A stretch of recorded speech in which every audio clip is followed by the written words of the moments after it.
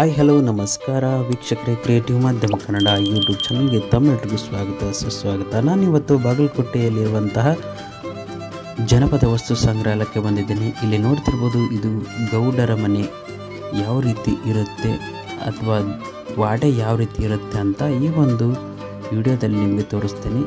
ಸುಂದರವಾಗಿಯೇ ಇಲ್ಲಿ ಒಂದು ಮ್ಯೂಸಿಯಂನಲ್ಲಿ ಇದನ್ನು ಕ್ರಿಯೇಟ್ ಮಾಡಿದ್ದಾರೆ. ಅಂದರೆ ಇವಾಗ ಹಳ್ಳಿಯಲ್ಲಿ ಮನೆಗಳು ಯಾವ ರೀತಿ ಇರುತ್ತೆ, ಹಳ್ಳಿಯ ವಾತಾವರಣ ಯಾವ ರೀತಿ ಇರುತ್ತೆ, ಆಮೇಲೆ ಮನೆಗಳಲ್ಲಿ ನೋಡ್ತಿರ್ಬೋದು ಅಜ್ಜ ಆಗಿರ್ಬೋದು, ಹಾಗೆ ಮನೆಯಲ್ಲಿ ಒಂದು ದನದ ಅಂಕಣ ಆಗಿರ್ಬೋದು ಯಾವ ರೀತಿ ಇರುತ್ತೆ, ಮೇಲೆ ಇವಾಗ ಅಟ್ಟಗಳು ಯಾವ ರೀತಿ ಇರುತ್ತೆ, ಯಾವ ರೀತಿ ಹಾಲು ಕರಿತಾ ಇರೋದು, ಪ್ರತಿಯೊಂದು ಇಲ್ಲಿ ಬೀಸ್ತಾ ಇರ್ಬೋದು. ಆವಾಗ ಅಕ್ಕಿ ಅಂದರೆ ನೆಲ್ಲನ್ನು ಬೀಸ್ತಾ ಇದ್ದರು. ಆಮೇಲೆ ಇಲ್ಲಿ ತೊಟ್ಟಿಲಲ್ಲಿ ಹಾಕಿ ಮಗುನು ತೂಗೋದಾಗಿರ್ಬೋದು.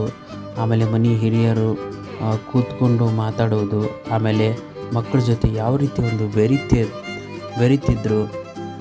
ಆಮೇಲೆ ಒಳ್ಳಲ್ಲಿ ಕುಟ್ಟೋದಾಗಿರ್ಬೋದು, ಮರದಲ್ಲಿ ಹಸ ಮಾಡೋದಿರ್ಬೋದು, ರೊಟ್ಟಿ ಮಾಡೋದು ಒಲೆಯಲ್ಲಿ, ಪ್ರತಿಯೊಂದನ್ನು ಈ ಒಂದು ಜನಪದ ವಸ್ತು ಸಂಗ್ರಹಾಲಯದಲ್ಲಿ ನೀವು ನೋಡ್ಬೋದು.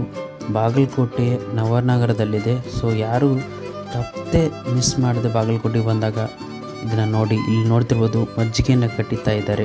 ಹೀಗೆ ಹಳ್ಳಿಯಲ್ಲಿ ಪ್ರತಿಯೊಂದು ಒಂದು ದೇವರ ಮನೆ ಆಗಿರ್ಬೋದು, ಯಾವ ರೀತಿ ದೇವರ ಮನೆಗಳು ಇದ್ದವು ನಮ್ಮ ಹಳ್ಳಿಯಲ್ಲಿ ಆವಾಗಿನ ಮನೆಯಲ್ಲಿ, ಆಟಗಳಾಗಿರ್ಬೋದು, ಕುಂಟೆಬಿಲ್ಲೆ, ಹೀಗೆ ಕೋಲಾಟ, ಜನಪದ ಒಂದು ಮೇಳದ ಒಂದು ಗೀತೆಗಳು ಯಾವ ರೀತಿ ಇತ್ತು ಎಲ್ಲವನ್ನು ಇಲ್ಲಿ ಬಿಂಬಿಸಲಾಗಿದೆ. ಸುಂದರವಾದಂತಹ ಜನಪದ ವಸ್ತು ಸಂಗ್ರಹಾಲಯ ತಪ್ಪದೆ ವಿಸಿಟ್ ಮಾಡಿ. ನವನಗರ ಬಾಗಲಕೋಟೆಯಲ್ಲಿದೆ. ನಮಸ್ಕಾರ.